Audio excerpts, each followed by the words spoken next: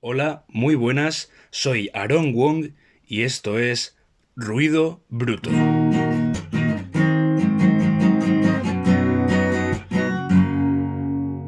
Bienvenidos al primer programa de Ruido Bruto. Me presento para que me vayáis conociendo mejor. Soy Aaron Wong y soy un intento de muchas cosas. Un intento de cineasta, un intento de escritor, un intento de cantautor. En fin, yo lo único que sé es que tengo un disco, un libro, un corto y ahora este podcast. Ruido Bruto. ¿Y de qué va a ir Ruido Bruto? En este podcast principalmente se va a hablar de cine, de música, de literatura, de series, de entretenimiento en general, digamos. Y bueno, pues de vez en cuando de misterios y cosas que dan miedito porque a mí eso me gusta mucho. Traeré a colaboradores y colaboradoras, amigos y amigas que bueno, pues que participen en debates, en secciones, en charlas interesantes acerca de estos temas. También intentaré hacer entrevistas interesantes a gente interesante cuya opinión valga la pena ser escuchada. Y antes de continuar, creo que es importante mencionar cómo va a ser grabado este podcast. Debido a la falta de medios y a dificultades para coordinar los horarios de la gente que participa, me he decantado por grabar el podcast por partes y con el móvil, de momento. Y bueno, en espacios cerrados que espero que no nos interrumpan muchos ruidos porque no son sitios profesionales ni adecuados para grabar, pero bueno, eso es lo de menos. Sin más dilación, vamos a continuar y repito, bienvenidos a todos y a todas al primer programa de Ruido Bruto. Espero de todo corazón que disfrutéis. Pues vamos a empezar con este primer programa que va, como no podía ser de otra manera, de comienzos, ya que, bueno, pues estamos en uno. Y vamos a empezar con una sección llamada Verborrea Precum. Sí. Verborrea Precum es una sección en la que yo voy a ir hablando un poquito del tema de cada programa y voy a ir contando cosas que se me van viniendo a la cabeza con respecto a este. Así que viendo lo que estoy haciendo ahora mismo, que es grabar un podcast, la nueva radio, ¿no? Entre comillas. Quiero hablaros de algunos programas, tanto de radio como de podcast, que a mí desde más joven me han marcado mucho como oyente y que si no fuera por estos no me hubiera jamás atrevido a hacer mi propio programa. Así que comencemos. Creo sin más que podría hablaros de estos programas y podcast que sí que me han marcado, que han influenciado en cierta manera Ruido Bruto, sin detenerme demasiado porque creo que este primer programa, esta primera Verborrea Precum debe ser más bien ligera, ¿no?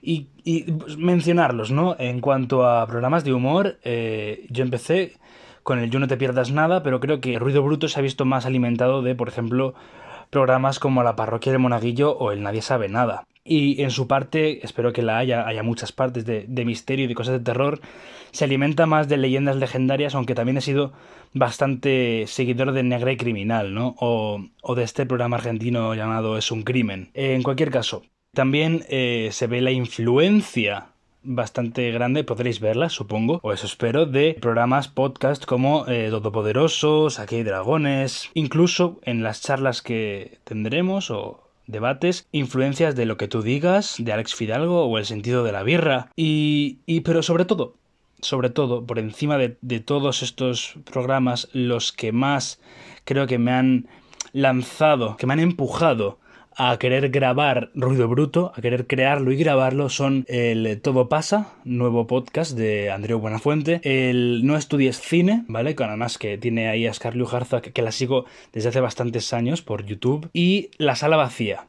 Son 3 podcasts que creo necesarios y que me parecen imprescindibles y que han alimentado mucho Ruido Bruto.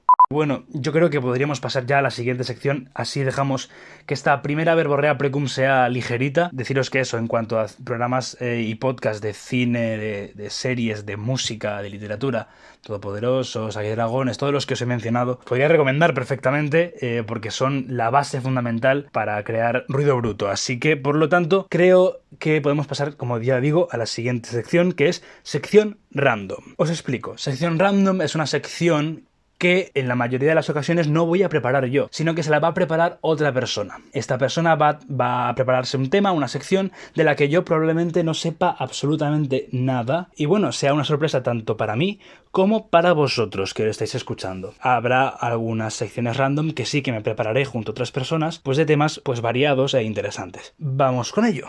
He aquí la primera sección random.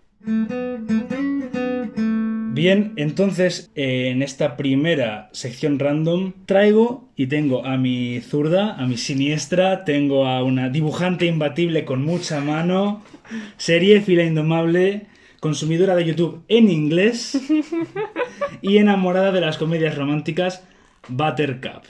Muy buenas, ¿cómo estás, Butter o Butter? Sí soy. Sí, ¿verdad? Sí, me gusta mucho. Bien. Yo, antes de nada, quiero aclarar cómo nos conocimos. Es que nos conocimos estudiando cine. Ajá. En el mismo lugar, distintas cosas, pero dentro de un grupo de prácticas mensuales del todo particular. Lleno de gente curiosa. Curiosa, que donde nadie congeniaba con nadie. Hasta y en que medio de yo. en medio de ese caos, tú y yo conseguimos congeniar. Bien. Qué bonito. Pues, cuéntame, Butter, de qué vienes a hablarnos hoy en la primera sección random. Pues yo vengo a hablar de los inicios, los comienzos de una figura histórica, trascendental, increíble. O sea, es un genio, es un artista con todas las palabras, con todas las letras. Me gusta cómo va. Lorca. No sé si te suena. Sí, un poco underground. Está empezando, sí. Un poco desconocido. Pues vengo a hablar de Lorca y de sus comienzos de persona normal. Para nada ese genio que trascendió por su trágica departición del mundo. Pues tengo muchas ganas porque me cuentes lo que tienes que contarme. Pues a ver, me gusta mucho hablar de los comienzos de Lorca porque pocas veces se habla de sus comienzos, siempre se habla de su final muy trágico, muy trascendental, figura que representa no solo el arte de los principios del siglo XX con todo lo tumultuoso de aquella época, sino también como símbolo de la gente que todavía no ha sido recuperada de las fosas. Vale. Gente que no se ha sido desenterrada y esa herida que no está del todo cerrada. Y como se le conoce más por ese final, a mí me gusta mucho hablar de su principio. Qué bonito. Pues, porque además, o sea, Lorca y sus comienzos lo desmitifican muchísimo. Porque yo ahora viendo aquí tu libro... Para explicarlo, para quien está escuchando, tengo para poder grabar con mi móvil y que ambos podamos llegar al móvil. He puesto una pila de libros y películas, cortometrajes que grabé cuando... Oh, mira, mi comunión también está aquí. En cualquier caso, pila de CDs y libros, entre los cuales se hallan 3 ejemplares de mi propio libro. Ajá. Puedes continuar, por favor. Pues eso es muy lorquiano, podríamos decir. Aunque antes de llegar a esa parte, que lo que me gusta de los comienzos de Lorca es que son muy similares a los que podemos experimentar ahora a principios del siglo XXI, tú y yo, 100 años después. Porque Lorca, en esencia, era un niño pijo, muy lindo, muy respetuoso, muy obsesivo, un niño de mamá, y eso todo además de maricón, que ya es bastante. Suficiente. Yo creo. Sí. La gente le describía muchas veces, él no se consideraba una de estas personas con muchísima pluma, con tal, en un poema que tiene dirigido a Walt Whitman. Bueno, no sé si era un poema o una carta, pero le escribió algo a Walt Whitman y le decía, tú y yo somos maricones, pero no somos como esos otros maricones, somos maricones de los buenos. Y el resto de la gente que conocía a Lorca le decía, no cariño, tú eres maricón, tienes un plumón y eres un amorcito y ya está, no hace falta ser nada más ni nada menos. Entonces, bueno, el primer libro de poesía de Lorca, que se llama Canciones, que está bien, sin más. Es un comienzo. Es eso, en plan, habla mucho, y me hace mucha gracia, habla mucho de que nunca va a encontrar el amor, sexo, de forma casi obsesiva, habla de encuentros sexuales con mujeres y de impotencia, de que nunca va a conocer las verdades de la pasión, que nunca va a poder vivirlas porque se siente distinto, se siente desplazado, se siente como que no forma parte de lo que todo el mundo describe como esa cosa tan pasional que es el amor. Me recuerda mucho a los no tanto los comienzos, pero sí al segundo libro, tercer libro de Jaime Gil de Viedma, en la mayoría de cosas que has dicho, ¿no? Sentirse desplazado también, ¿no? Por todo eso, sentirse diferente y hablar mucho de sexo. Me Pero parece muchísimo. O sea, tú te lees canciones, canciones, el libro de Lorca, te lo lees, no tiene nada que ver con lo que escribió después, luego se volvió mucho más, no modosito, pero en plan, se adaptó a la censura que empezó a surgir y todo Muy eso. claro. Pero es que en canciones es un niño salido. En plan, es un puto adolescente. Es que además yo lo veo como que él estaba pasando por una segunda pubertad. En plan, da la sensación leyéndolo de que lo ha escrito con 15 años pajeándose en su habitación. Y que ese libro, esa primera copia, tiene manchas muy sospechosas. Muy sospechosas, vale, ok, de acuerdo. Bien. Pero porque realmente él estaba pasando por una segunda pubertad. Después de la primera, había intentado salir con varias mujeres, escribía obsesivamente. Cualquier mujer que conocía ya estaba enamorado de ella. En plan, te conocía de 5 segundos y ya decía que él te amaba. Porque él estaba performando, estaba haciendo como que sentía esas cosas. Claro. Él quería sentirlas y sentía que si se esforzaba lo suficiente acabaría sintiéndolas por alguien. Y probó aquí y allá y no sé qué. Y veía que no funcionaba. Y en canciones se ve mucho esa desesperación. Es muy gracioso. O sea, es súper triste. O sea, entiéndeme. No, ya, el chico lo estaba pasando mal. Al fin y al cabo, son comienzos. Eso es lo primero que hay que decir. O sea, con esto me quieres decir, por ejemplo, que cualquier autora, sea del arte al que se dedique, sea cual sea, sus comienzos a lo mejor no tienen nada que ver con cómo será en el futuro. Y suelen ser desastres. Y no pasa nada porque los comienzos tienen que poder ser desastres, en mi opinión. Tiene que haber un margen de error grande para que podamos expresarnos en él y saber qué es lo que queremos hacer con lo que nos especialicemos, ya sea poesía, cine, series o lo que sea. Y yo creo que todas las primeras cosas tienen que ser un poco mierda. Sí. Pero luego, con el tiempo, las aprecias por lo que son tus comienzos y tu mierda. Y con Lorca me pasa eso. En el libro de Ian Gibson, que lo recomiendo fervientemente si os gusta Lorca, tenéis que leeroslo. Tiene varios. Lorca y el mundo gay es el más famoso, creo, y es de mis favoritos porque habla de muchas... O sea, teoría queer que existía ya a principios del siglo XX. La dictadura nos llevó atrás muchísimo tiempo porque ya en principios del siglo XX se veía como esta soltura, pero no dio pie a que se soltara más porque, en fin... Es un poco trágico, pero está bien leerse. Lorca y el mundo gay, importante. Pero sobre todo, si queréis saber sobre Lorca en esencia toda su vida, Vida, pasión y muerte de Lorca es un libro de Ian Gibson que comprende toda la trayectoria. Y es precioso, me hace llorar y es de donde saco toda mi información. Pero es una buena fuente, tiene cosas citadas, puedes contrastar la información, puedes ver de dónde ha sacado él. Está muy bien, es un muy buen libro. Qué bien, que me lo voy a apuntar porque... Todo el mundo debería leérselo. Ian Gibson, si me estás escuchando, soy tu mayor fan. Yo, por ejemplo, con canciones puedo encontrar un significado para mí porque yo me puedo proyectar en eso también porque yo también he pasado por la época de sentirme como que el amor no existía y que nunca iba a existir para mí, que todo el mundo estaba exagerando y fingiendo, que era lo que yo estaba haciendo.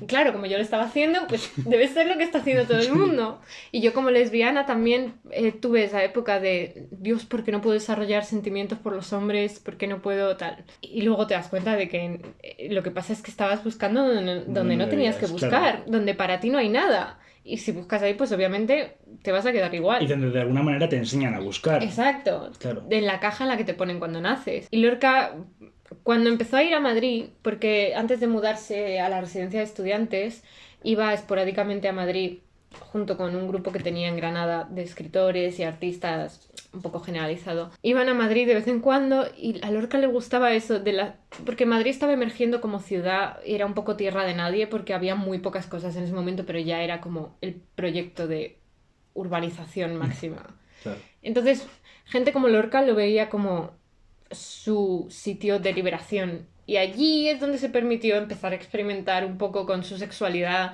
con sus ideas sobre qué era lo que quería para sí mismo y empezó a liarse con tíos.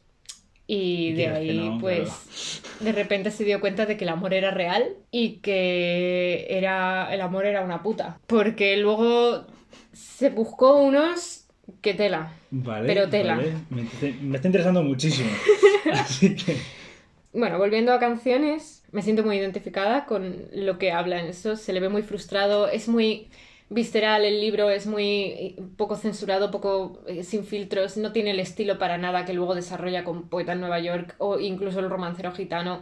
Es muchísimo más estilizado de lo que era Canciones. Y hay una cosa que me gusta, que me hace mucha gracia, que lo dicen en el libro, el Ian Gibson lo pone en el libro, y es que más adelante, después de un tiempo en Madrid, Lorca dijo: jamás he conocido mujer. Y es una frase que me encanta. En plan, porque además él tenía muchísimas amigas y mucha gente estaba como, ¿qué? Se codeaba con muchas tías y la gente como que... ¿Qué dices? Y él: nunca he conocido mujer. Y ahora, Canciones está muy bien, Vale. pero si queremos ver los comienzos cutres, sórdidos de Lorca, hay que ir a Que los su hay, primerísimo libro, sí. Ah, o sea, Canciones es su primer libro de poemas. Vale. Pero es que antes de eso, antes de saber que la poesía y el teatro era lo que más le llamaban, sacó un libro de prosa Vale. que se llama Impresiones y paisajes. ¿Nunca has oído hablar de él? Normal. Porque es un libro de mierda. Vale, Es vale. una mierda. Vale, Es aquí un- en Deconstruyendo a Lorca. Es un libro súper aburrido, descriptivo, no tiene mucho una trama, no tiene nada, en plan, es Lo has nada. leído, por lo que entiendo, ¿no? Lo he leído por partes, nunca lo he leído entero como tal. Leí los extractos que hay en la biografía que escribió Ian Gibson y luego me lo intenté leer y no pude. No pudiste. Vale. Porque es muy aburrido. Digamos que se cumple lo que tú dices, ¿no? Que debe haber un margen de error y de fracaso Tiene en que todo haberlo. comienzo. Porque Lorca, si no hubiera escrito esta puta mierda de libro, nunca habría encontrado que la poesía era lo que más le llamaba. Él empezó con la prosa, empezó ahí tanteando un poco, pero es que además lo más gracioso es que él se autopublicó este libro en una imprenta que había en su pueblo, Fuente Vaqueros. Se autopublicó el libro, tenía varias copias, y en vez de venderlas, las llevaba siempre en una bolsa consigo y se las iba regalando a la gente por la calle. Era muy, muy gracioso. O sea, la imagen mental de Lorca, mítica figura de la literatura española, yendo por la calle, que cualquiera que le sonriera media sonrisa, le iba a dar un puto libro. Era en plan de: he venido aquí a hablar de mi libro. Sí, Toma, toma. Impresiones y paisajes, léetelo. Está de puta madre, me llamo Lorca. Gracias, adiós. En plan... Me recuerda a los poetas que van por Malasaña Sí, vendiendo poemas. Sí. Y por Moncloa, que son muchísimos, ¿eh? Sí, o cuando hacemos promoción de nuestras cosas en Instagram, es el mismo concepto, pero con un siglo de diferencia. En plan, es súper gracioso. Me encanta el paralelismo que estás dibujando entre el Lorca de hace un siglo Ajá. y ahora. Y cualquier mindundi escritor de Malasaña... Cualquiera que está intentando hacer carrera de algo artístico hoy, ¿no? Sí, porque esa es la cosa. Todos los comienzos son... No iba a decir siempre los mismos. El contexto cambia, pero la base es la misma siempre. Un comienzo es el primer paso que das y muchas veces es un primer paso de mierda. y das ese paso con el pie izquierdo. Pero no pasa nada porque después del izquierdo viene el derecho. Claro, sí. Entonces, para encontrarte a ti mismo y lo que quieres hacer y formarte como artista de cualquier forma y desarrollarte, tienes que empezar tanteando y dando palos de ciego. Y eso es lo que hizo Lorca también. Y es muy bonito. O sea, Impresiones y paisajes no es un mal libro, en plan, o sea, es un mal libro comparado con lo que escribió después. Es un libro muy estándar. Es un libro aburrido, que a lo mejor a alguien le gusta, porque es bonito, en plan, Lorca siempre ha tenido un je ne sais quoi para escribir bonito, y la prosa no era lo suyo, pero se las apañaba para que quedara bien. Pero está claro que, ¿por qué no se lo publicaron? Que es una cagada. Es una cagada, entiéndeme. Pero aparte de eso no tiene mucho más que ofrecer el libro. Vale. Pero fue su primera piedra y fue su primer paso. Y es importante tenerlo en mente y es importante saber que está ahí. Que no todo lo que escribió Lorca es increíble. No, tiene cosas que fueron una mierda. Que era humano. Sí, exacto. Mi conclusión de esto es que Lorca puede ser cualquiera de nosotros. En plan, lo único que a Lorca ahora le hemos aplicado el paso del tiempo y aparte de eso con su final tan trágico y todo lo que le pasó, ahora es una figura trascendental y un símbolo de otra cosa más grande que él mismo, pero ante todo él era una persona y es importante tener en cuenta esa humanidad en figuras históricas que son tan relevantes, porque si no acabas idealizando o pensando que tú nunca vas a llegar a ese punto porque tú no te ves como esa persona con una trayectoria perfecta, pero es que nadie la ha tenido.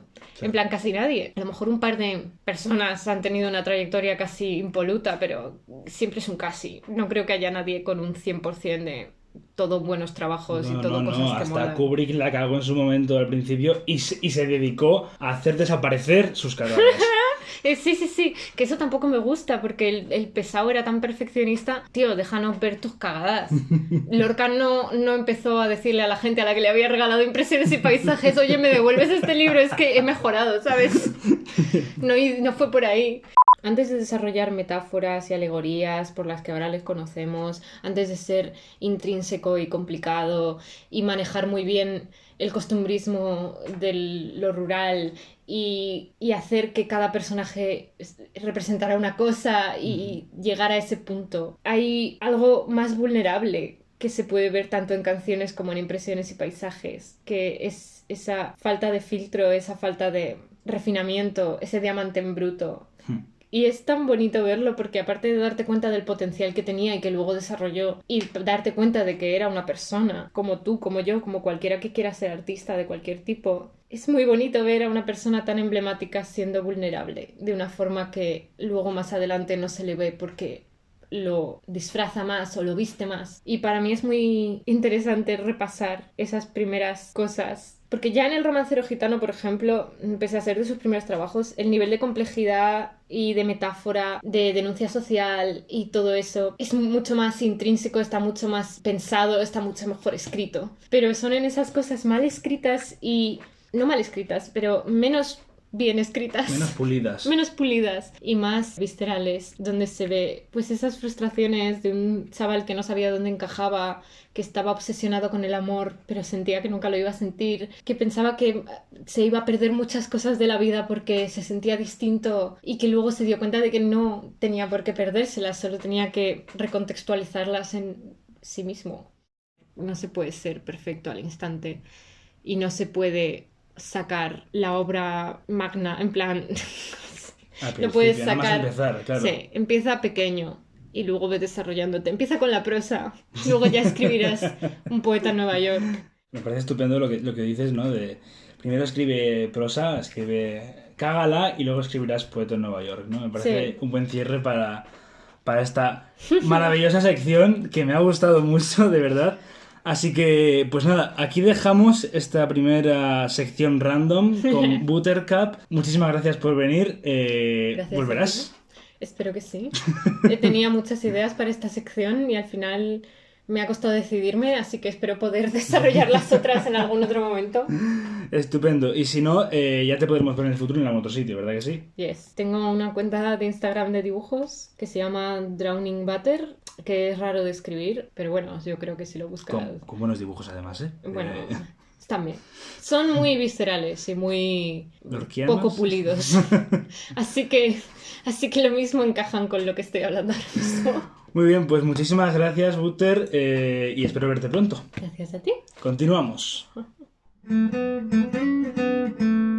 Bien, continuamos con el programa. En esta ocasión nos toca abordar la próxima sección, que es el debate, y como su propio nombre indica, traeré a gente que me caiga bien a hablar sobre cosas que tengan que ver con la temática del programa que toque. En esta ocasión, como trataba de la cosa de comienzos, he pensado que podríamos hablar de óperas primas en el cine. Y para hablar y debatir sobre óperas primas en el cine, he traído pues a un simpático de profesión, escritor a tiempo completo, músico a tiempo parcial, cinéfago todo el rato y sobre todo buena persona. Ángel Gómez Lobo, ¿qué tal? ¿Cómo estás? Hola, muy buenas, Aaron. Nada, antes, pues nada, un placer estar aquí.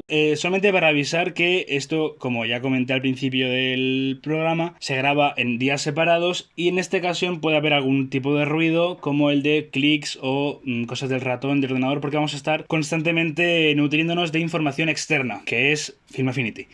Por lo tanto, empecemos. Tenemos una lista, ¿no? Tenemos una lista de óperas primas así a grosso modo, no vamos a ocupar todas. Y bueno, si quieres, Ángel, como te he dicho antes, podemos empezar hablando de la primera que tengo aquí escrita, que es Reservoir Dogs, de Quentin Tarantino, del año 92. ¿Qué opinión te merece esta ópera prima? Pues justo aquí de la lista que hemos hecho, me parece que esta entra perfectamente en un fenómeno que me parece flipante, que es directores que ya su primera película ya son obras maestras, Ya, prácticamente. O sea, sí, puede sí. que al pensar en Tarantino, nadie, bueno, puede que haya quien sí lo piense, pero mucha gente pensará que Reservoir Dogs no es su obra maestra porque tiene películas que se pueden considerar superiores o propuestas más interesantes, pero sin duda alguna Reservoir Dogs podría ser la obra maestra de cualquier otro director. No, Si nos desde ponemos luego. en el estándar. Entonces a mí Reservoir Dogs, yo fue la película por la que conocí realmente a Tarantino. Sí. Fue la primera película suya que vi. Sí, o sea, sí que conocía pues Pulp Fiction y demás, y sabía que todo eso existía. Pero la primera película que vi de Tarantino, siendo consciente que era Tarantino, fue esta Reservoir Dogs. Y digamos que es una manera muy guay de entrar ya con ese diálogo sobre que la canción de Madonna habla sobre perder la virginidad y demás debates interesantes de sobremesa. Sí, Entonces, además, con que es un solo plano, si no me equivoco. Ese primer plano que hablan de ese tema, ¿no? Es un plano rotatorio alrededor de una mesa en un bar, o sea, me parece increíble. encima me parece que ya el cabrón de Tarantino, eso ya es una declaración de intenciones, porque siempre, cuando nos hablan de posiciones de cámara y tal en la universidad y demás, siempre dicen que grabar conversaciones en mesas es lo más complicado que te puede echar a la cara. Y Tarantino ya, el primer plano de su primera película, de toda su filmografía, es un plano en una mesa rotatoria con Sí. un cojón de personaje. Tal cual, su primera escena completa es esa y es que es impresionante. También hay que decir que la que quiso que fuese su primera película iba a ser My Best Friend's Birthday, que era una película terrible que está a medias por YouTube, me parece. Pero bueno, que esta es su primera peli como tal y además, joder, de una calidad increíble que sale de esa camada tan famosa de directores y guionistas que surgieron en los 90, del cine indie, Tarantino, Paul Thomas Anderson, Wes Anderson, Sofía Coppola, en fin, que me parece que joder, que es de admirar, ¿no? Que además este tío, que a pesar de haber empezado en este cine indie de los 90, ¿no? Ahora mismo es top en Hollywood sin haber perdido nada de su esencia. Claro, es que precisamente no es que él se haya vuelto mainstream, sino que ha vuelto su cine mainstream. Sí. Es decir, ha convertido ese pastiche, esa mezcla, bueno, no solamente él, porque por ejemplo Paul Thomas Anderson también sí que en muchos aspectos me recuerda un poco al estilo de Tarantino, pero han logrado convertir eso en el estándar más o menos de ese tipo de cine que se espera, ¿no? De ese cine de autor.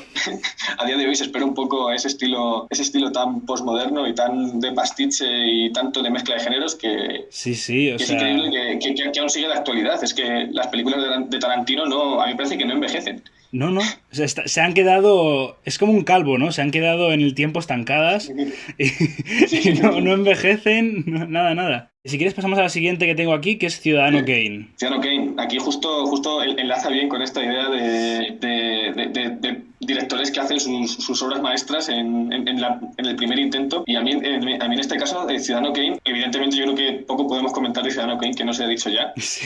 Salvo que, bueno, es una película que yo creo que a día de hoy evidentemente podríamos decir que ha envejecido peor, sobre todo para el gran público, por así decirlo. Es una película que es mucho más árida y más difícil de acceder. Y aunque haya sido una gran película en la historia del cine, me parece que al final a Orson Welles esta película le terminó por comer y le terminó por devorar, porque yo creo que Orson Welles, por circunstancias varias, ya no volvió a igualar el nivel que salió en Ciudadano Kane. Pese a que, por ejemplo, en Set de Mal, a mí me parece una película también de muy altísima calidad, que de hecho está un poco denostada. Cuando alguien piensa en Orson Welles, piensa en Ciudadano Kane.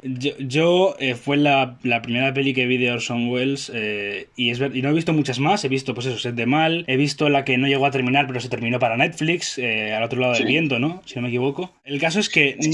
no me ha acabado de convencer como tal, tanto como en su primera película. Esto es una obra maestra increíble, una obra de arte irrepetible y ya está. La cagó. A partir de ahí su carrera fue en picado tristemente, porque a lo mejor si hubiese seguido con libertad hubiese hecho grandes obras, pero para mí esta es cumbre. Sí, es que al final es jodido, ¿no? Porque ya empezar con las... Es que encima, además de que se marcó el estándar muy alto. No fue apreciada en su momento esta película. Fue boicoteada precisamente por el magnate Hearst, que es un poco a quien iba dedicada. Sí. Y entonces, a mí, cuando solemos hablar de artistas malditos y de poetas malditos, no sé si se suele incluir a Orson Welles, pero yo lo incluiría totalmente, porque la verdad es que al final, después de haber hecho Ciudadano Kane, que si no me equivoco, no tenía más de 24 años cuando dirigió esta película. Sí, 24, 23 años, es que es increíble. Y que mientras tú y yo estamos aquí hablando por una llamada para grabar un podcast, Orson Welles ya le está dando vueltas ahí a Ciudadano Kane con nuestra edad, y al final pues provocó aquí que tuviera una filmografía un poco deslavazada, un poco perdida en el tiempo, y a mí me parece realmente una pena, ¿no? Yo no sé si Orson Welles pensaría mucho en eso, ¿no? Pero a medida que iba sacando película tras película, no sé si él pensaría ese pensamiento que es de lo peor que te puede echar a la cara, de tú antes molabas. Ya no vas a volver a estar tiene que ser jodido, ¿no? Tiene que ser jodido, sí, desde luego. Empezar tu filmografía con una obra maestra, y más cuando tiene un tono tan sublime, y ¿qué más puedes pedir que Ciudadano Kane? ¿Cómo puedes sacar algo después de Ciudadano Kane? Me pasó algo parecido después de ver Toro Salvaje de Scorsese, que digo, ¿sí? ¿Cómo van a hacer más películas de boxeo después de esta película? No, desde luego, ¿a que sí? Y entonces yo creo que un poco eso, luchar aquí contra la presión de haber hecho Ciudadano Kane me parece complicado, y la verdad que es una pena, ¿eh? Igual en otro tiempo, igual Orson Welles hubiera empezado con una comedia romántica como primera película. A lo Wilder, ¿no? Igual hubiese terminado en los años 80 con alguna mega obra maestra. Al fin y al cabo es el cineasta maldito, ¿no? Quiero decir, el que tenía que acabar sus películas 4 años más tarde. Un plano contra plano, el plano grababa en un año y 5 años más tarde grababa el contraplano. Era terrible, ¿no? Todo las trabas que le pusieron. Pero bueno, al final es el precio que hay que pagar por la vanguardia, ¿no? Por hacer un cine tan rompedor, pues que no vas a ser comprendido y que vas a tener un montón de pegas, porque yo creo que es muy fácil decir, vamos a hacer un cine independiente, vamos a hacer un cine rompedor y tal, pero luego hay que arreglar todas las consecuencias, ¿sabes? Hay que hacerlo. Primero hay que hacerlo y después apechugar. Continuamos con una peli que es de mis favoritas del género de terror, y además es muy reciente, es del 2016. Es Raw. Crudo, de Julia Ducournau, espero haber dicho bien el apellido, la directora francesa que acaba de ganar el premio mayor de Cannes, si no me equivoco, por Titán, que es su segunda película, su segundo largometraje. No sé si la has visto. No he tenido la oportunidad de verla, no me ha dado tiempo, no he podido. Pero no será por falta de ganas, porque más después de ser consciente de que era de esta directora que ha ganado Cannes este año. Sí. Sí que tengo ganas. Para que lo sepa quien nos está escuchando, lo que hemos hecho ha sido meternos películas en vena en las últimas 48 horas. Sí. Personalmente me he hecho una maratón de 8 películas para poder de las que me quedaban de la lista, así como he podido. Pero bueno, sí, Raw es una película que, por llenarte de ganas más, ¿no? Que me parece fascinante. Vamos a llevar la idea de el madurar, el pasar de ser una niña a ser una mujer, entrar en la adultez por medio de la universidad y tal, separarte de los padres. Es tremendo, me parece un peliculón, o sea, es de mis pelis favoritas, de verdad te lo digo. Cómo está dirigida, la fotografía, las interpretaciones y sobre todo lo sangrienta que es, que me flipa. La metáfora que genera a su alrededor con el tema de la carne y tal, me parece increíble, de verdad. Si puedes verla, te la recomiendo mucho. Joder, pues no, ya veo que no me la puedo perder. Te propongo la siguiente peli, que creo que esta sí que la has visto, esto sí que lo sé. La última casa a la izquierda, de Wes Craven, del año 72. ¿Qué te parece? Pues es una película que me parece enfermiza, me parece horrible, y me parece que el director es un pedazo de cabrón, con mayúsculas, pero joder, no puedo... Tengo que admitir que me gustó, y que parte del valor de esta película es lo enferma precisamente que es esta película, y lo cruda que es, sobre todo para el año en el que fue grabada. Alucinante. No me equivoco, la película es de 1972. Sí, año 72, que es que además, mira, enlazamos con la primera peli de la que hemos hablado, ¿no? Que Tarantino, o sea, le dijeron que en el estreno de Reservoir Dogs, el propio Wes Craven tuvo que salirse de la sala en la escena de la oreja, sala porque no soportaba el miedo que le producía esa escena. Y Tarantino dijo: el puto director de la última casa a la izquierda se ha tenido que salir de la sala viendo mi película. Sí, será que solo se soporta a sí mismo, que ya... Bueno, no me extraña, es decir, tú eres Wes Craven, estás todo el rato grabando ese tipo de cosas, grabas Las colinas tienen ojos, grabas ese tipo de películas y yo creo que cuando vas al cine lo último que quieres ver es más de lo mismo. Sí. ¿Te imaginas? A lo mejor es un tío al que le gustan las comedias románticas simples, ¿no? Igual el tío, su sueño es hacer una película romántica y de momento se lo está dejando pasar el tiempo hasta que se le ocurra algo. Se ha encasillado, ¿no? Claro, no consigue que Jennifer Aniston quiera hacer una película con él, entonces eso es un poco lo que decían de Ari Aster, que vamos, son rumores que ojalá hubiera ocurrido, que decían que después de Midsommar quería hacer un musical. Ah, sí, claro, y la gente no se lo creía. Mira, no hemos metido a Ari Aster, de hecho, que lo estoy viendo aquí. ¿En serio? Probablemente No, que... no lo hemos metido. El caso es que podemos enlazar perfectamente porque son dos casos muy similares, ¿no? Son tanto Hereditary como La última casa a la izquierda en sentidos distintos, completamente opuestos. Sí. Son películas muy crudas, son películas que no son para todo el mundo. Sí. Y sobre todo que son ahora mismo cumbre de su género. Si hablamos de La última casa a la izquierda en el género Rape and Revenge, me parece que es la mejor película que se ha hecho de este género, sobre todo por ese final, que no hablaremos por si algún oyente quiere verla, pero que es un final alucinante. Y es verdad que este género es muy incómodo de ver porque ves violaciones. Y, joder, es difícil. Sí, con este tema siempre hay polémica. Y entiendo que igual a día de hoy, 2021, con la conciencia que afortunadamente ya hay, no se hagan en el mismo sentido, porque claro, tú ves esta película y no sabes hasta qué punto, vamos, esto ya es meternos en otros debates, no sabes hasta qué punto el director realmente se divierte con lo que está haciendo, y no sabes hasta qué punto es postura o hasta qué punto es algo genuino, pero bueno, al final es una película que tiene ya 50 años, que nos olvidamos que tiene... Bueno, no ha cumplido 50 años, pero está el año que viene hace 50 años esta película. Y es un caso parecido con lo que ocurre con la película Irreversible de Gaspar Noé, que no sé si es la primera película que hizo Gaspar Noé. Creo que no. A ver. Creo que no, porque antes tiene alguna de Yo contra el mundo o Yo contra todos, algo así, si no me equivoco. Sí. Yo contra el mundo es anterior.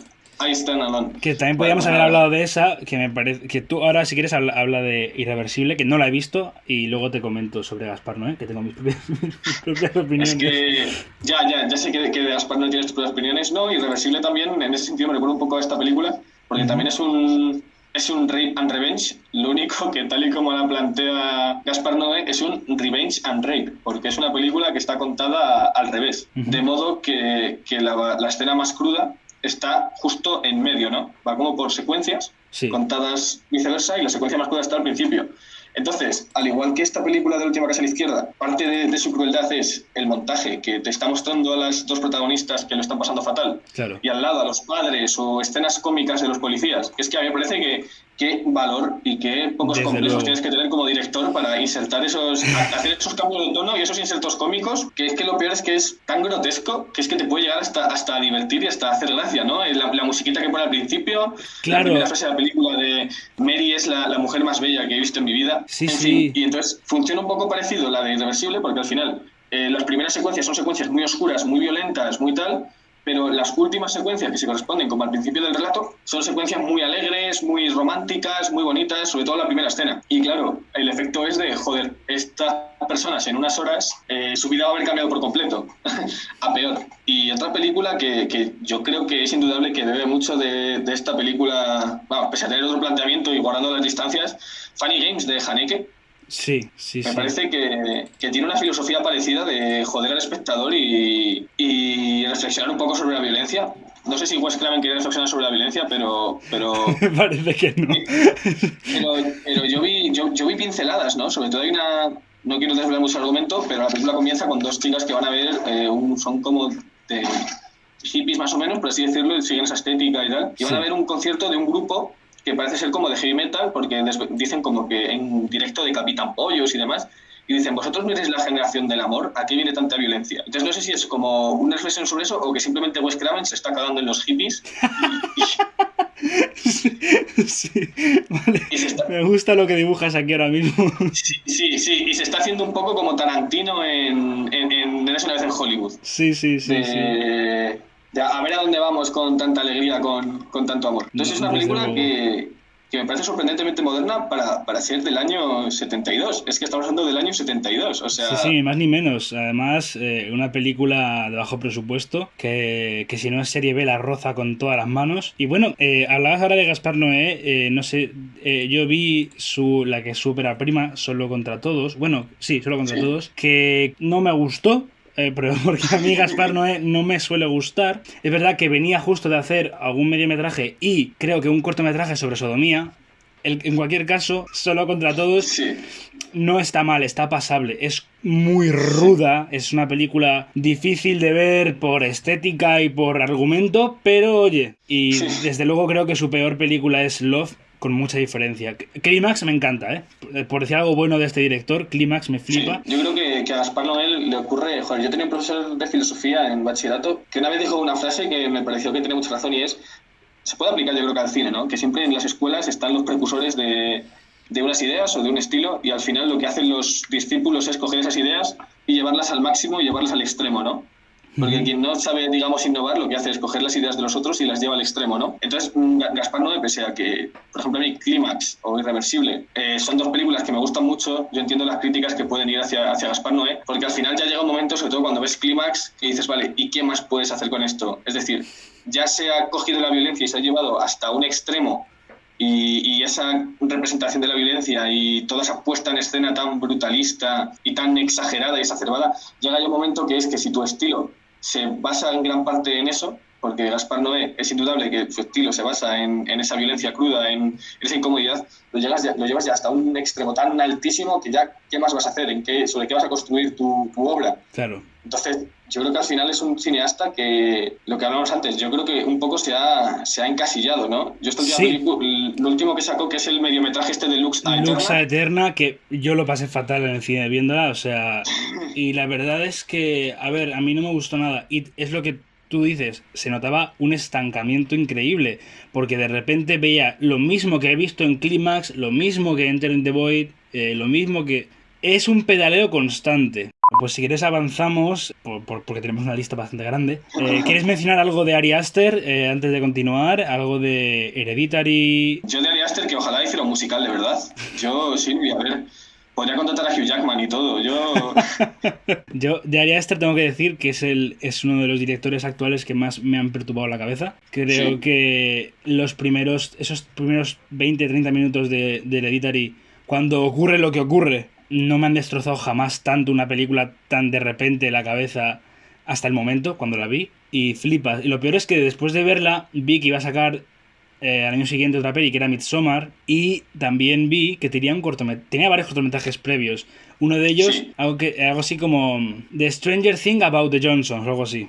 Ese cortometraje, Dios santo, es una pedrada en la cabeza de lo grotesco Sí, y siniestro que resulta todo.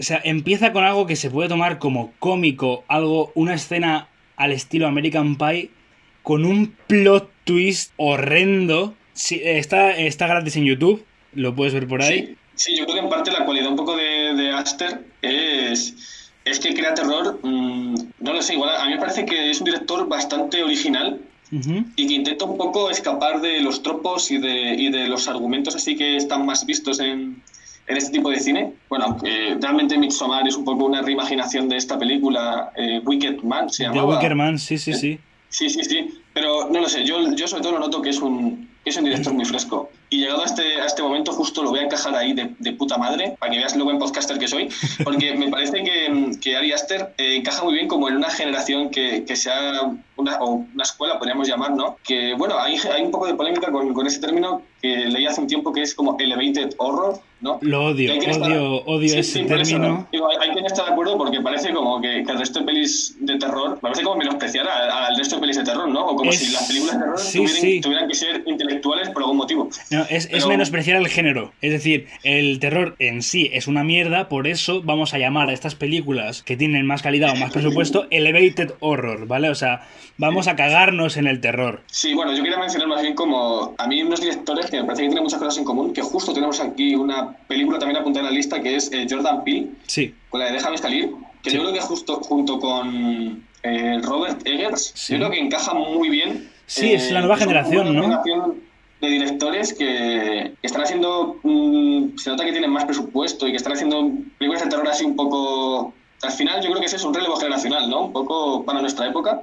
Sí. Y me parece muy interesante. Y me gustaría aquí incluir una película no tan conocida que se llama It Follows. It Follows, sí. It Follows, que el director es David Robert Mitchell, Ujú. que a mí realmente me gustó bastante más su segunda película, que es la de Lo que esconde Silver Lake.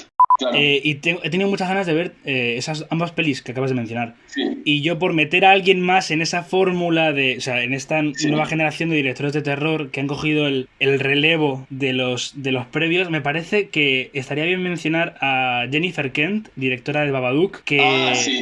que es verdad que empezó en 2005 con cortometrajes y haciendo algunos episodios de series. 2014, Babadook. Y 2018, The Nightingale. Gale. En fin, no.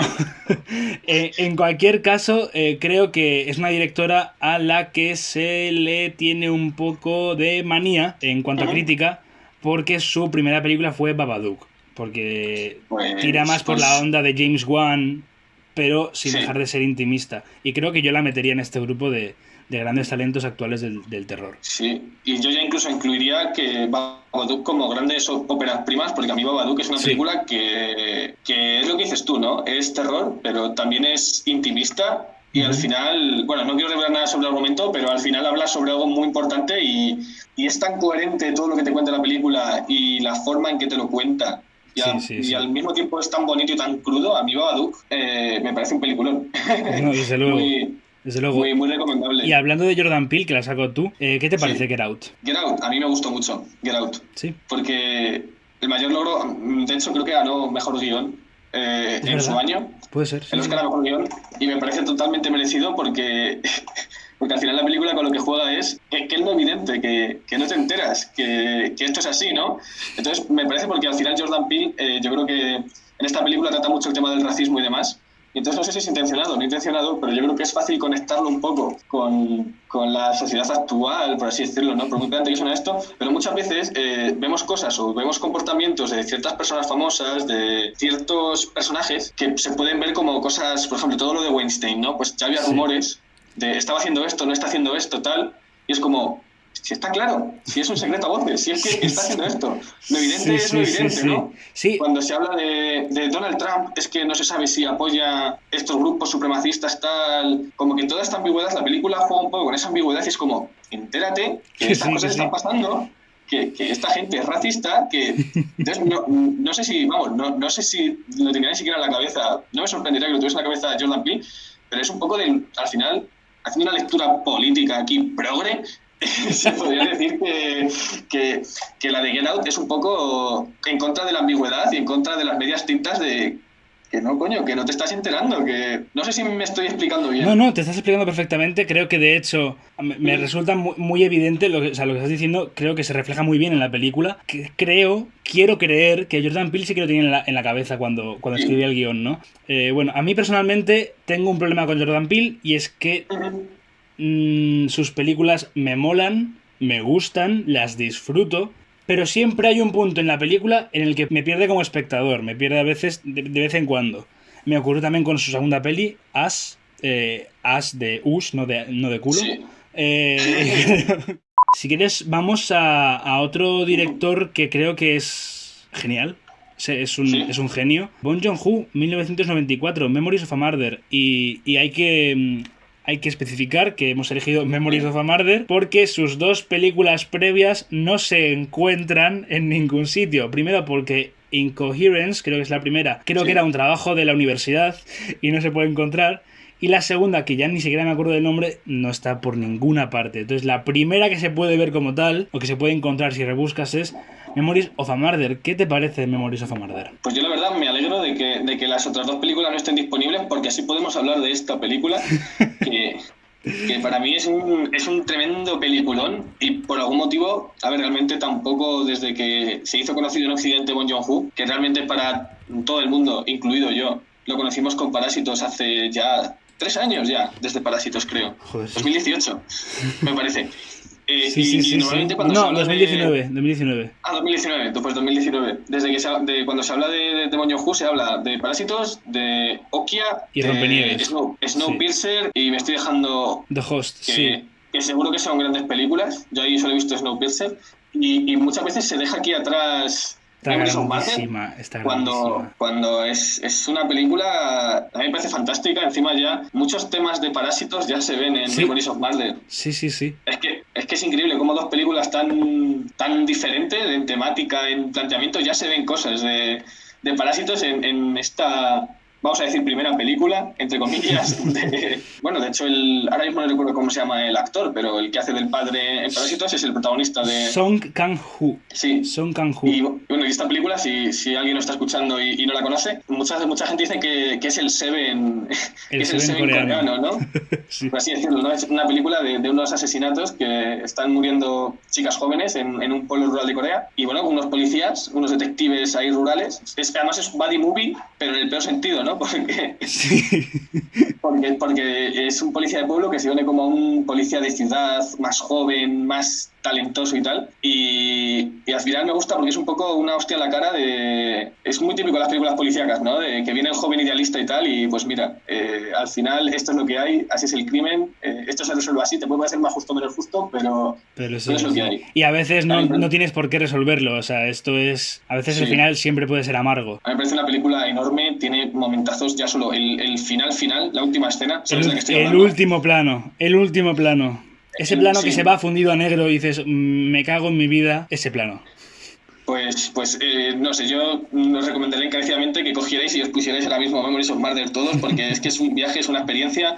Ya solo la belleza que tiene la Corea rural, tal y como se muestra, la crudeza que tiene la película, al final, como todas las pelis coreanas, tiene momentos trágicos mezclados con momentos más cómicos. Sí. No, o sea, a mí me parece, para entrar al cine de Bong Joon-ho, me parece el mejor acceso, ¿no? Además, hay mucha gente que igual las películas así de monstruos y demás le pueden no atraer mucho, pues esta película, al final, las pelis de asesinatos siempre son llamativas, siempre tienen su morbo. Yo creo que esta película a mucha gente le puede ayudar a entrar al cine de Bong Joon-ho. Pero bueno, que todo el mundo haya entrado al cine de Bong Joon-ho con Parásitos, entonces... Sí, no, y me alegra que haya pasado eso. Sí. No tengo ni una coma que ponerte a tu discurso, sinceramente, pero has hablado de Seven y por lo tanto has hablado de David Fincher. David Fincher es ese director que estaba hasta el año 92 estaba haciendo anuncios para televisión, anuncios muy creepies, y de repente, sin venir a cuento, unos grandes productores dicen, oye, ¿y si le damos a este director de anuncios de perfume y de anuncios de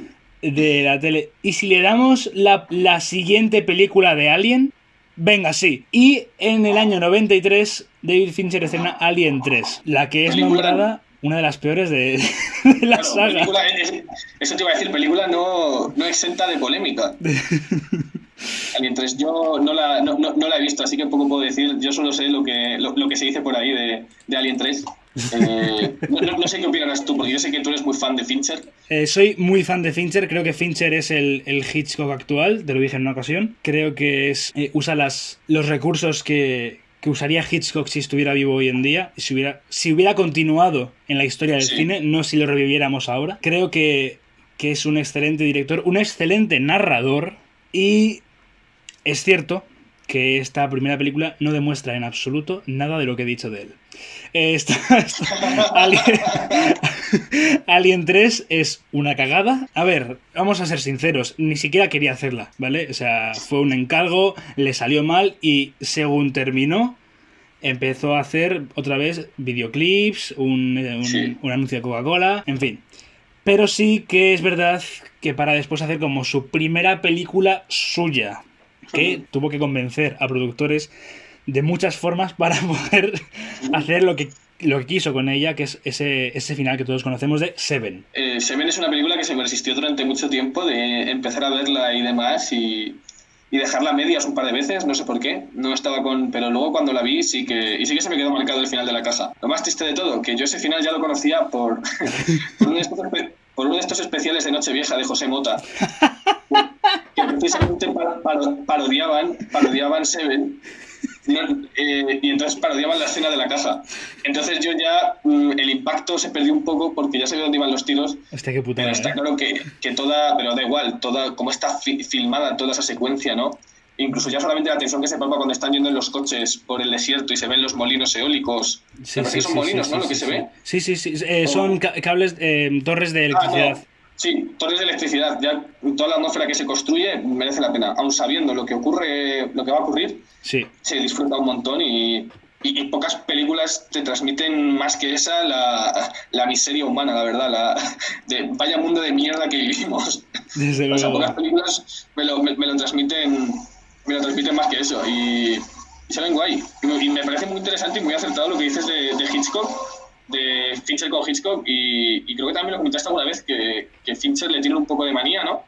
Y es que es cierto, porque por ejemplo hay gente que te está diciendo que la película de The Game es un montón de sinsentidos, que solo está hecha como que es una película sensacionalista tal, pero luego te dicen que con La muerte en los talones que es un peliculón. Ya. Cuando estamos hablando de películas que es que son primas hermanas, que los mismos recursos... Tal cual. Son películas que al final cogen McGuffins y excusas de mierda para poner a los personajes en circunstancias complicadas, pero lo que disfrutas precisamente es la narración de esas circunstancias. Entonces, eso que dices me parece muy interesante y lo suscribo totalmente. Sí, yo me vi Seven en una sesión doble junto a Memento de Christopher Nolan. O sea, yo salí con el culo torcido. ¿No? Yo salí con el culo torcido y dije, no puede ser. Pero bueno, si quieres hacemos una ronda rápida de algunas pelis, ¿no? Sí. ¿Has visto la primera de Scorsese, ¿Quién llama a mi puerta? No. Vale, yo la he visto y se nota, es como un John Cassavetes joven, intentando hacer películas. Vamos a hacer una peli en blanco y negro que intente ser innovadora y que se parezca mucho al cine de John Cassavetes. Es un joven Scorsese. Creo que todos los estudiantes de cine han pasado por eso, ¿no? Sí. Está muy bien, la verdad tiene cosas buenas y cosas malas, pero me parece que es una buena entradilla para luego hacer Mean Streets, que creo que es como ya su disparador. Tesis, Alejandra Amenábar, cine español, año 96, ¿qué te parece? Pues del cine español, un antes y un después, y el nacimiento de un cineasta, que es que además siempre ha jugado con lo mismo. Y es un poco Jordan Peele lo que hablábamos, ¿no? De, coño, sí. ¿Qué es esto lo que está pasando? Es lo evidente, también juega con eso, esta película. Sí. Y en parte me gusta también por eso. Y yo creo que ya tiene el germen de lo que van las películas de Amenábar, que juega un poco con no fiarte, ¿no? Con la ambigüedad de ¿es esto o es esto? Y creo que en todas y cada una de las películas de Amenábar tratan de eso. Te has enamorado del malo, idiota, ¿no? Es la frase estrella. Sí.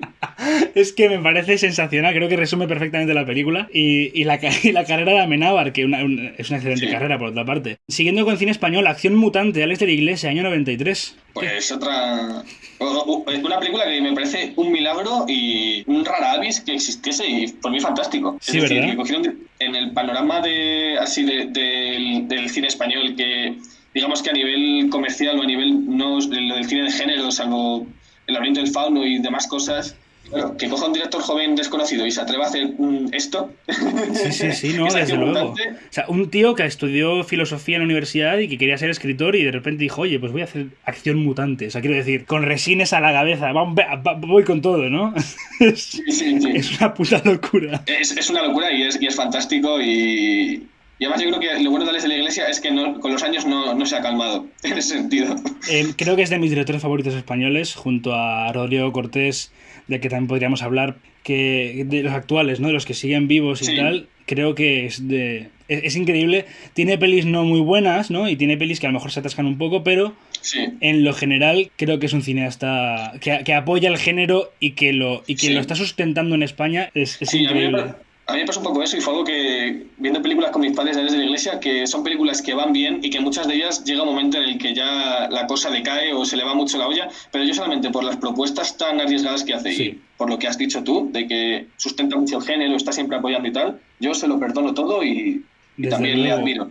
Continuamos, si quieres, con los 90 en España. Los 90 en España, Itziar Bollaín. Primera película de Itziar Bollaín, Hola, ¿estás sola?, de año 95. No sé si la has visto.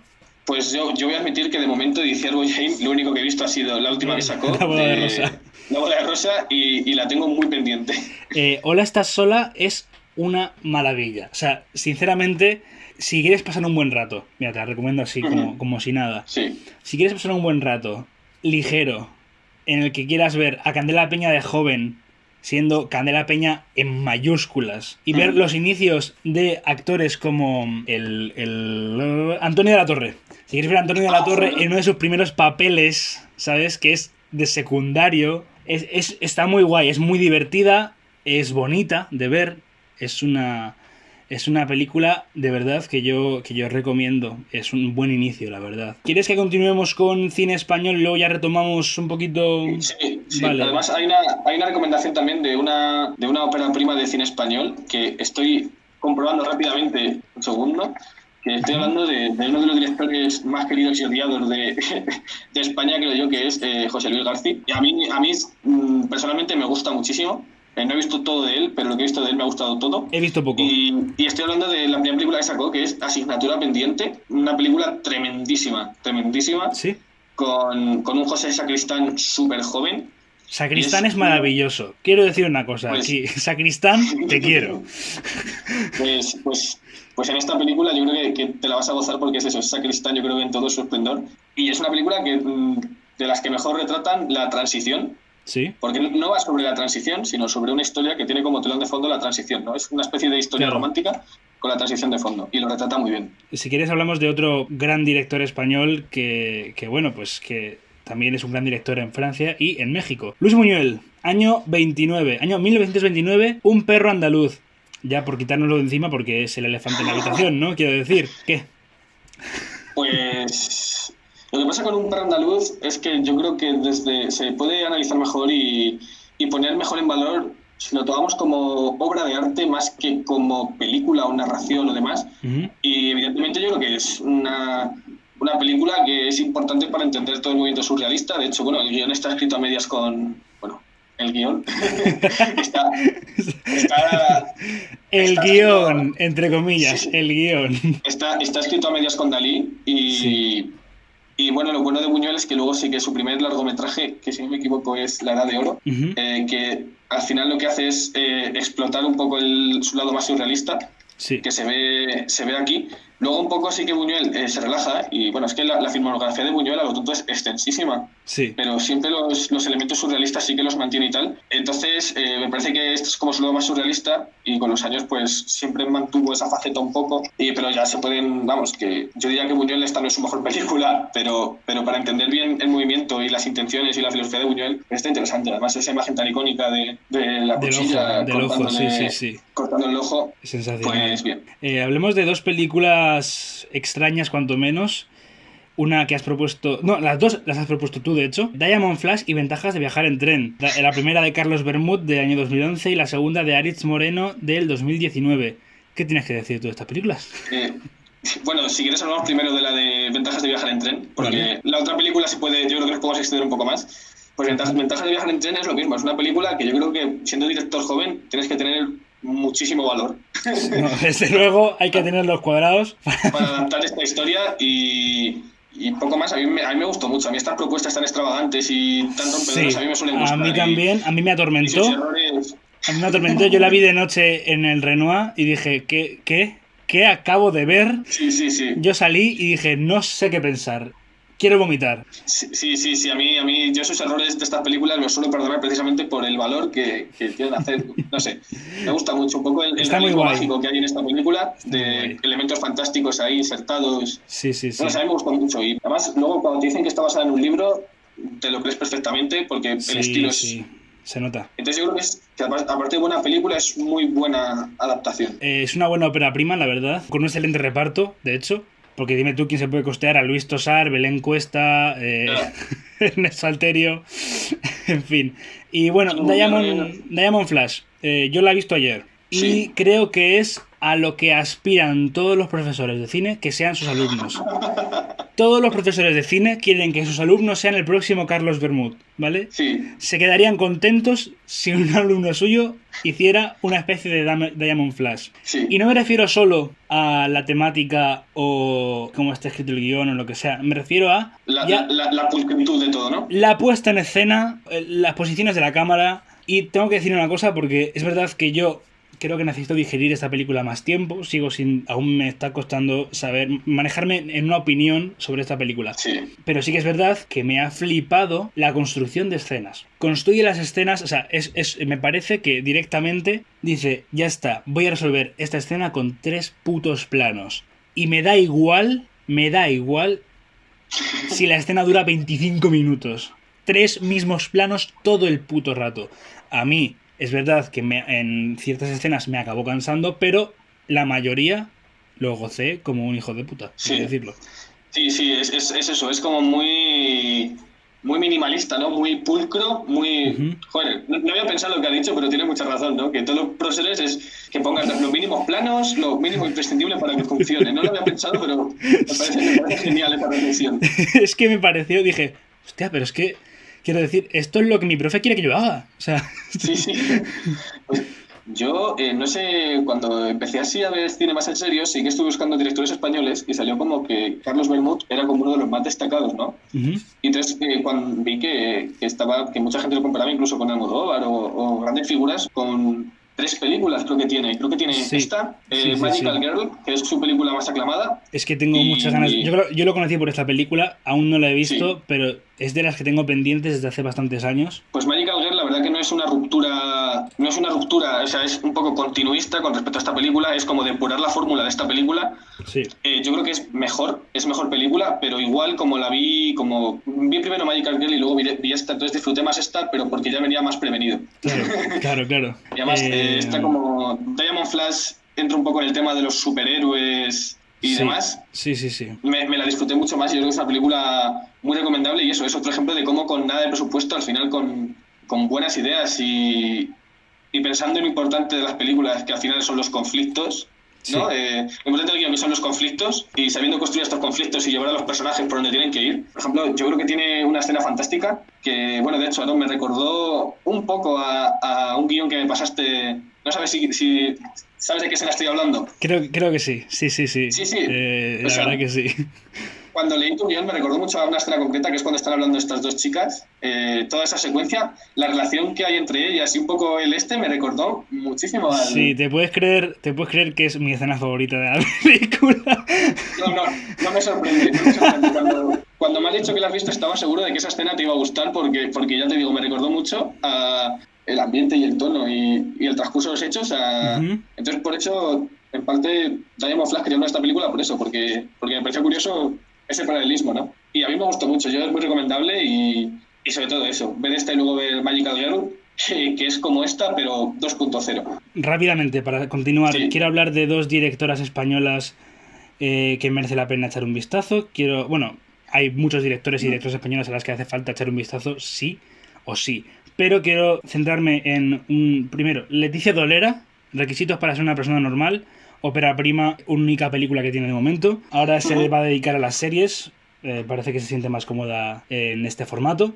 Pero creo que esta comedia, es ligera, es agradable de ver y está muy bien. No sé si la has visto, pero a mí me gustó mucho. Y después, Paula Ortiz. Creo que Paula Ortiz es la mejor directora de cine española que tenemos. O sea, es increíble. Pablo Ortiz, estamos hablando de que dirigió La novia, ¿no? Sí. ¿O me estoy Sí. Tiene 2 películas solamente, De tu ventana a la mía, que es la primera, y La novia. Paula Ortiz es una directora que me hace creer que puedo tocar sus películas. Yo veo Sí. La novia o veo De tu ventana a la mía, que es de la que quiero hablar, y yo, de las texturas que muestra esta mujer, te juro que pienso que puedo tocar la pantalla y tocarlas, sentirlas, oler lo que me está mostrando en pantalla. Es fascinante, de verdad lo digo, ¿eh? A mí eso solo me ha pasado con Luca Guadagnino. Y ahora que lo dices con Paula Ortiz, yo solo he visto La novia y también muy recomendable esa película. Hostia, Paula Ortiz, es que La novia es tremenda. He tenido el privilegio de ver el dossier de venta y artístico, el dossier de venta y artístico de Tu ventana a la mía y el artístico de La novia. El dossier artístico de La novia es cosa de otro mundo. Es cosa de otro mundo. El nivel de detalle al que llega Sí. Paula Ortiz Sí. para poder llevar a cabo sus películas es sensacional. Ya está, no tengo nada más que decir. Vamos a hacer una rápida como para ir terminando y luego Una ronda flash. una ronda flash y luego quiero terminar hablando de Peter Jackson, si no te importa. Guay. Vale, a ver, Eraserhead. David Lynch. Fantástica película, pero que nadie la vea para empezar a ver a David Lynch, porque seguramente no vuelva a ver nada más suyo. Esa es mi conclusión. Creo que te comenté a ti justo que yo lo primero que vi de Lynch fue Island Empire y después Eraserhead. O sea, Joder, las películas más difíciles de Lynch. A mí me parece una película extraordinaria, imposible de hacer, imposible. Además que se hizo con 4 perras y durante creo que fueron 5 años de rodaje. Sí. Un poquito de anime. Perfect Blue, de Satoshi Kon, 1997. ¿Qué? Pues es que para mí todo lo que hace Satoshi, bueno, todo lo que desgraciadamente hizo Satoshi Kon, porque ya falleció, Sí. a mí me parece muy bueno y muchas veces me parece que el estándar de las películas de anime debería estar más en Satoshi Kon y menos en el estudio Ghibli, pero para gustos los colores. Estoy totalmente de acuerdo contigo. Es de mis favoritos dentro del anime y no me extraña. Quiero decir, no es nada original que yo lo diga. Es Satoshi Kon. En fin, Perfect Blue Sí. es una rayada. Es bucear en una película que te va a dejar huella sí o sí. Y de Satoshi Kon, sobre todo, recomendar también, que yo creo que es de lo menos conocido que tiene, su única serie de anime que hizo, que es Paranoia Agent. Fantástica. Tú me la Fantástica serie recomendaste, de es anime. verdad, tú me la recomendaste. No me acordaba Sí, ya, sí. pero sí, es verdad, sí. Lock and Stock, Guy Ritchie, 1998. Yo tengo que admitir que la vi también ayer y Sí, que sí. no he visto mucho de Guy Ritchie. De Guy Ritchie he visto Aladdin, que creo que es lo peor que he podido hacer. Ver Aladdin antes que Lock and Stock. Yo Lock and Stock no, vamos, quería verla, pero no me ha dado tiempo, pero vamos, si algo caracteriza a Guy Ritchie es que donde se siente cómodo es en ese tipo de películas, de Sí, gangsters, tiene toda la pinta. y sus películas más que son pues precisamente esta, la de Snatch, y por ejemplo sacó antes de la cuarentena justo la de Gentleman, Los Señores de la Mafia. Oh, qué ganas tengo de verla. Son películas en las que se siente cómodo y lo que se le puede criticar es que son muy continuistas las unas con las otras, pero al final es como se lo pasa bien y tú te lo pasas bien viéndolas. Sí, además tiene una Bien. de este año, Despierta la Furia, que tengo también muchas ganas de verla. Que Sí. las que he visto suyas, además de Aladdin, gracias a Dios, son las 2 de Sherlock Holmes. Que son pelis que intentan mantener lo que hacen Rock and Roll o Lock and Stock o Snatch, pero dentro del mundo de Sherlock Holmes, lo cual me parece estupendo, porque es... Sí. En fin, no tengo nada más que decir. Yo solamente decir que Lock and Stock sería una película que me encantaría dirigir. Tiene una cantidad de personajes inmensa y todos los personajes tienen un mundo, Sí. y que quieres conocer constantemente cómo son sus vidas. En fin, Clerks, Kevin Smith, 1994, ¿la viste? Sí, ¿Qué te y parece? también fantástica. O sea, de las mejores comedias que yo creo que he visto nunca. Muy simple, en plan, es increíble. ya está. Y diálogos fantásticos, fantásticas. Las interpretaciones fantásticas. Es que no tengo nada malo que decir de Clerks. Es que está fenomenal. A mí Clerks es un poco si Jim Jarmusch fuera un tío divertido.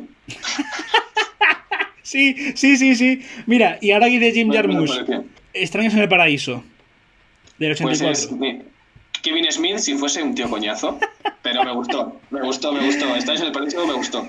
Y es la única peli que he visto de momento de Jarmusch, tengo que ver más, pero tengo que decir que me parece extraordinario cómo sitúa en cámara, cómo crea el conflicto con un solo plano, es decir, es un plano secuencia en el que todos son estáticos, pero se van moviendo en función de los personajes y resuelve escenas con un solo plano, punto.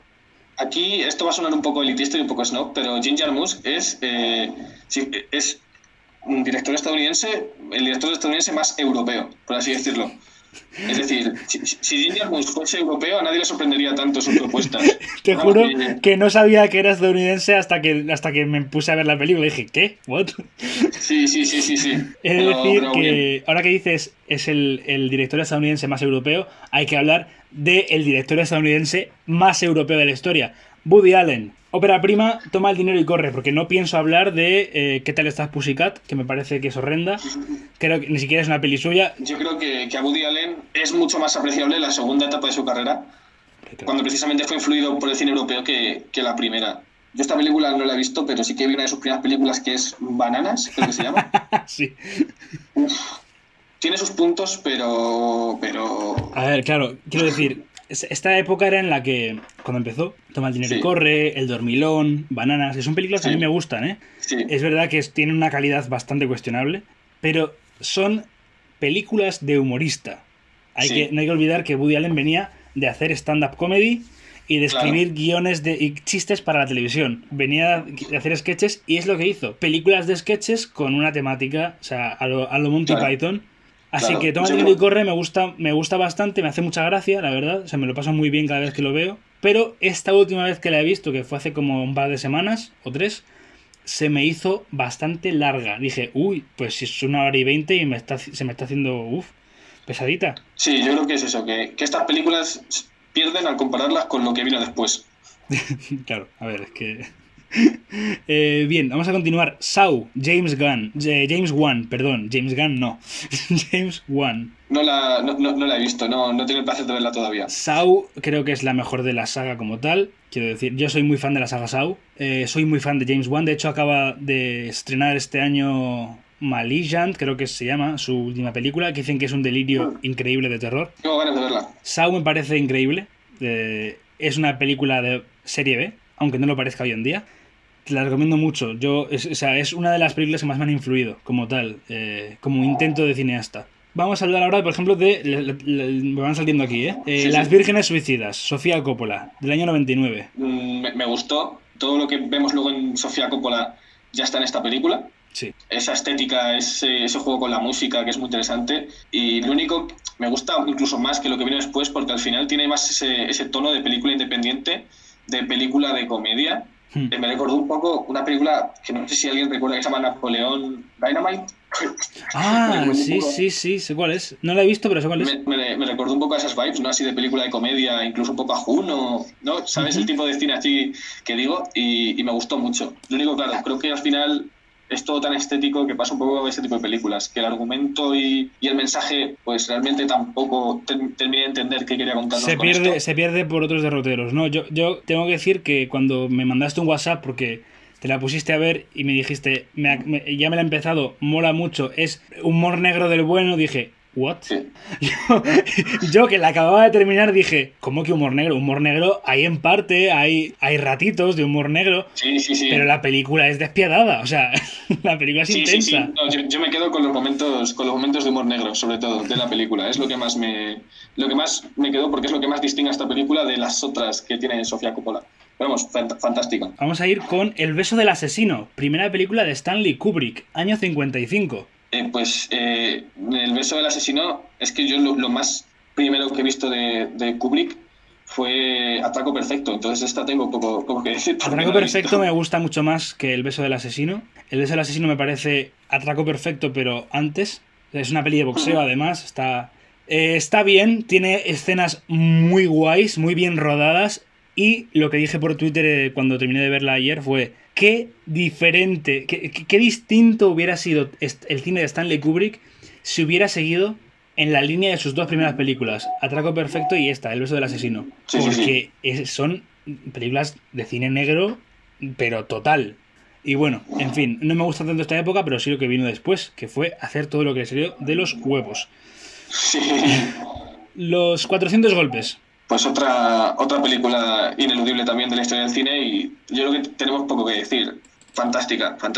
Y yo creo que cualquier persona que quiera empezar a interesarse por el mundo del cine así más en profundidad, es una película que tiene que ver. Y ya para terminar, creo que hila bastante bien con lo que vamos viendo de este programa, como ha ido este programa, las primeras películas de Peter Jackson. Porque es algo que me propusiste además tú, y que es algo que yo llevo investigando desde hace tiempo, porque me están obligando a ver las del Señor de los Anillos, y dije, pero este tío ha hecho otras cosas, seguro. Tengo que decir que mi película favorita de este director es Criaturas Celestiales, del 94, creo que es una película preciosa y muy dura, y no tiene nada que ver con él como director, pero en ninguno de los sentidos. Ni en su época de su trilogía del gore, ni después haciendo fantasía, no tiene nada que ver. En fin, si la puedes ver, te la recomiendo. Pero yo creo que lo que se valora lo que en parte le hace buen director es esta capacidad de tener tantas facetas y poder adaptarse a tantos registros. En eso estoy de acuerdo. Es verdad que no me gusta tanto cómo resuelve de manera técnica sus escenas muchas veces,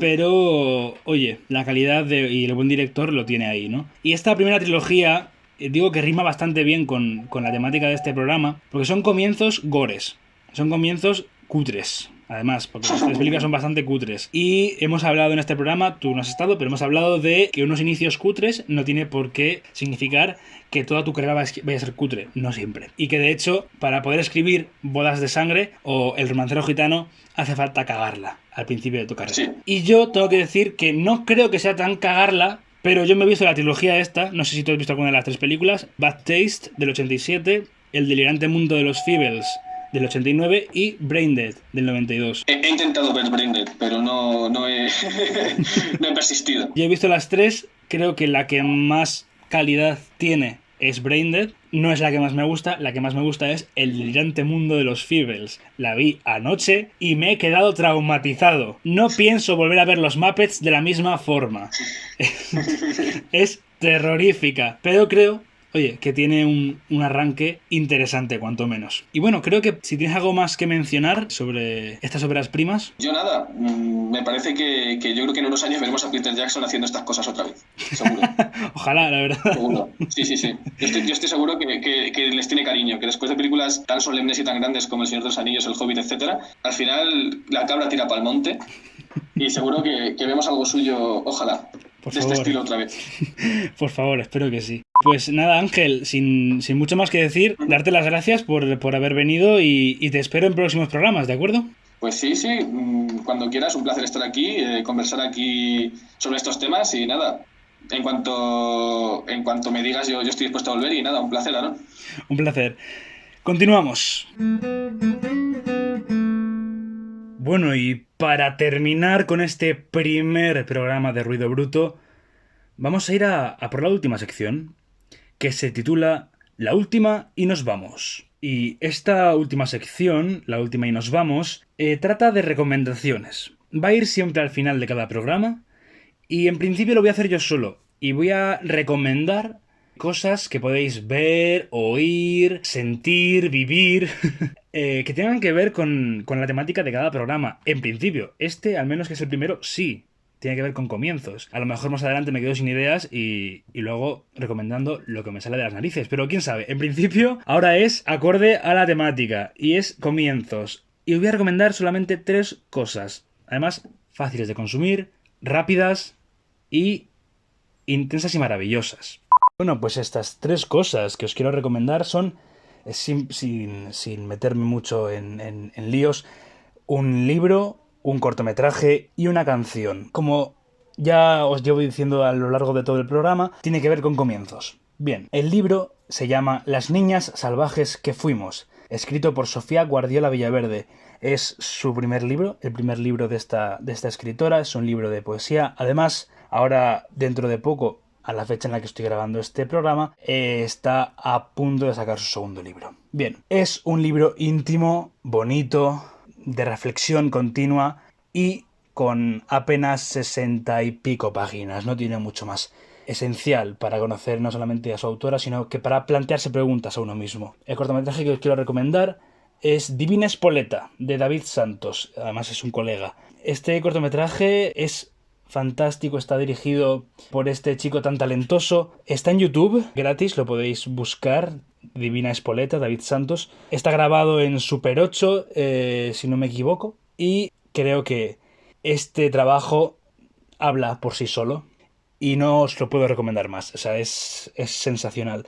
Y para acabar, me gustaría acabar con esta canción de una artista que acabo de conocer hace bien poco. La canción se llama La identidad digital del artista con poca salud mental. Es una canción preciosa, intensa, muy íntima, que bebe de muchos artistas que a mí personalmente me gustan mucho, como por ejemplo la agrupación Juno. Bien, yo creo sinceramente que vais a disfrutar y vamos a terminar con esta canción escuchando un fragmento de esta canción tan bonita que es de Marenitas. Creo sinceramente que la carrera de esta chica va a ser muy prolífica y le deseo todo lo mejor. Por lo tanto, acabemos aquí el primer Ruido Bruto y espero, de verdad, que nos veamos más a menudo, que nos sigamos oyendo y aunque no sepa cuánto va a tardar, si esto va a durar mucho, si esto será solamente un programa, si serán muchos, si será una temporada o serán más, yo estoy contento haciéndolo.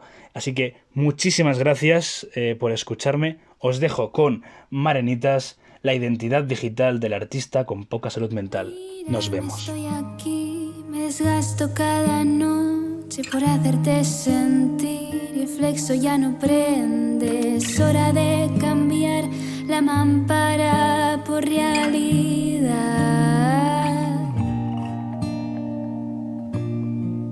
Y a lo mejor mis palabras no pasan de un bar. Tampoco es que necesite más, pero siempre quiero sobrepasar.